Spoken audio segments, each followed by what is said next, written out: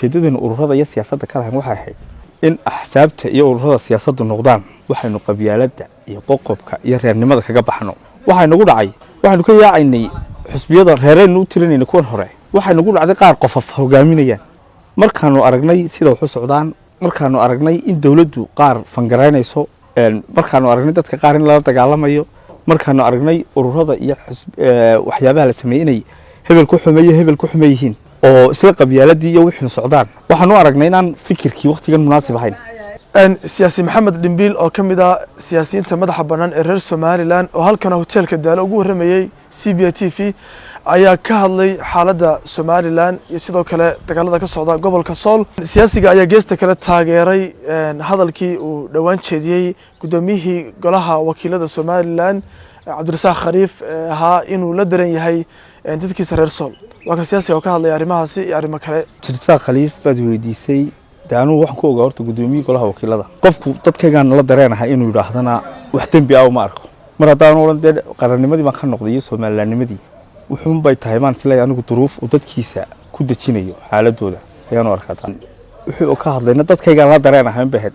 dadkaygaan macni la dareenahay dee anigu ma arko waxaan dadku qaar waxay leeyihiin aragtidii wuxuu qaatay garaadadii iyo wixii iyo maamulka ku dhawaaqeen laakiin anigu sidaa ma arko si ka duwan baan u arkaa qofna dadkiisa la dareen noqon karaa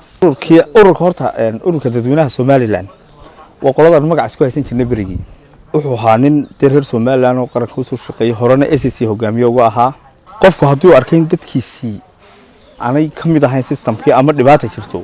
dee inuu dadka isla dareen noqdo aanu dhibaato ma arko laakiin inuu qarannimada Somaliland ka noqdo yiraahdaa waxaan u arkaa inay nusqaan u tahay dadka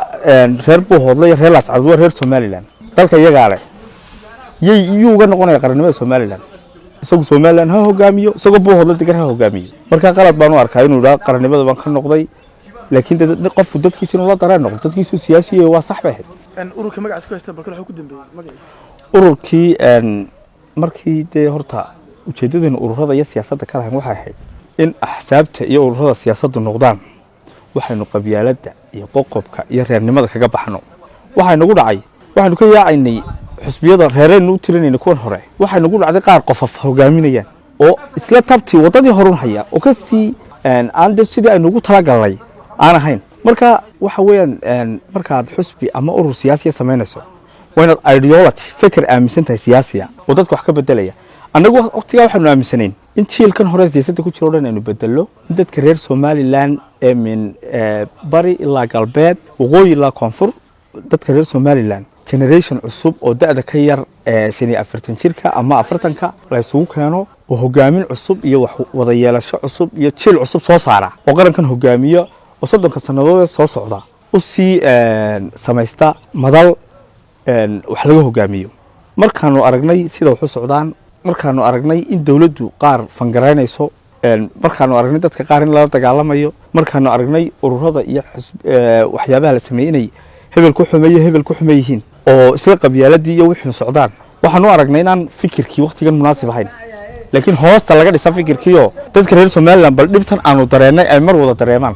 waxaan rajaynayaa in la dareemay maanta oo la arkayo xukuumadda qabiil lagu doortaa halkayna dhigayso ururka qabiil lagu doortaa halkayna dhigayo xisbiga qabiil lagu taageeraa halkayna dhigayo imiga dadka reer Lascanood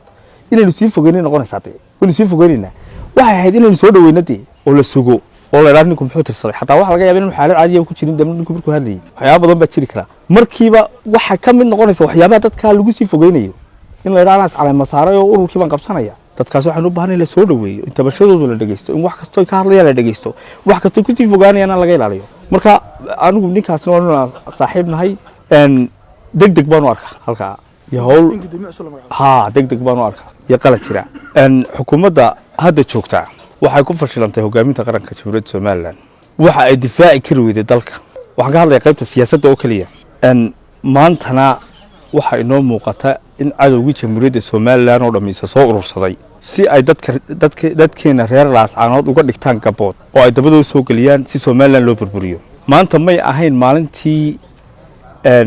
si yaroo jilicsan iyo waxyaabaha qaar laga hadli lahaa waxay ahayd maalintii qaranka in hogaamin adag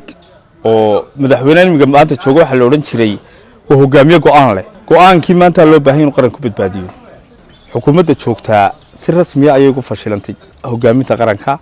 magaalada laascanood oo qaranka jamhuuriyadda Soomaaliland gacanta ugu jirtay ayaan hadda gacanta ugu jirin mas'uuliyaddeedana waxa la xukuumadda inuu sida tilmaamaabay hay'adu sheego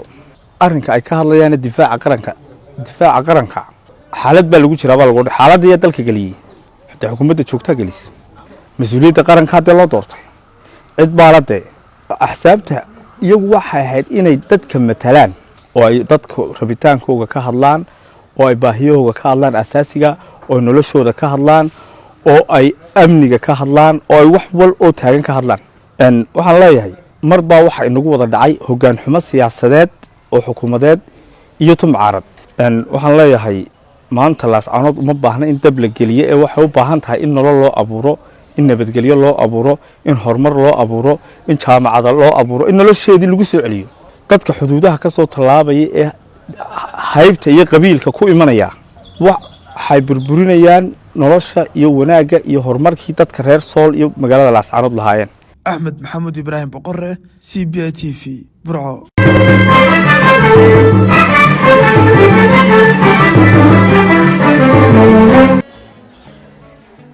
واو اسبوعك في عايز صاحبي waad ka heshay sooma ما شاء الله صح ما عاد كش بسيط waxaan ku shubtay xidhmo furan $10 baad ku shuban kartaa 5 baad ku shuban kartaa 15 baad ku shuban kartaa 20 baad ku shuban kartaa